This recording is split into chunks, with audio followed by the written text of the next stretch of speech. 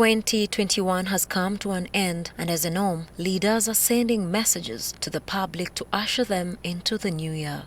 In their end-of-year messages to the country, religious leaders in unison urged the Education Ministry to prepare an inclusive environment for teenage mothers who will be reporting back to school. These also advocate for counselling for all the school-going children. For counselling and the mentorship of our children as parents before sending them back to school. There must be a deliberate effort to have these children undergo proper preparation before they resume normal classes.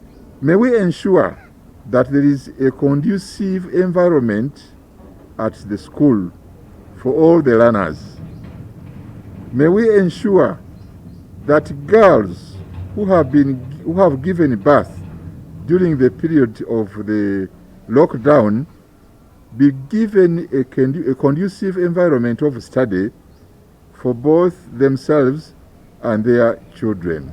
The Archbishop of the Church of Uganda, Stephen Kazimba Mugalu, also noted with concern the increasing number of street children whom he says should be resettled by the responsible bodies. These are largely minors carrying fellow children, begging, and several of them looking miserable. This should be a collective social public concern as well. Meanwhile, Bishop Anthony Ziwa, the chairman of the Uganda Episcopal Conference, notes that corruption is now rooted in society, but the efforts towards combating have gone unnoticed.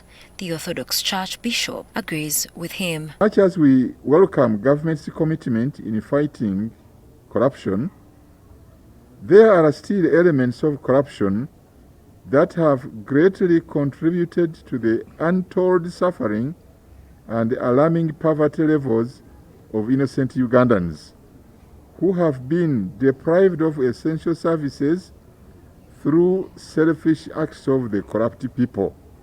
People of goodwill and in the love of God, let's eradicate every kind of corruption from our lives, every kind of corruption in our ways of living and in being godly people. According to Ziwa, 2021 was filled with human rights abuse. He hopes that 2022 will be a year of evaluation and granting rights to all Ugandans. We condemn all violations of people's rights, such as brutality and inhumane acts impacted on the people by some security forces. The religious leaders also urged public servants to live an exemplary life that inspires the public in the new year. Is to be faithful in all our dealings, to be faithful in office, to be faithful in business, to be faithful in our marriages, to be faithful when we are at school.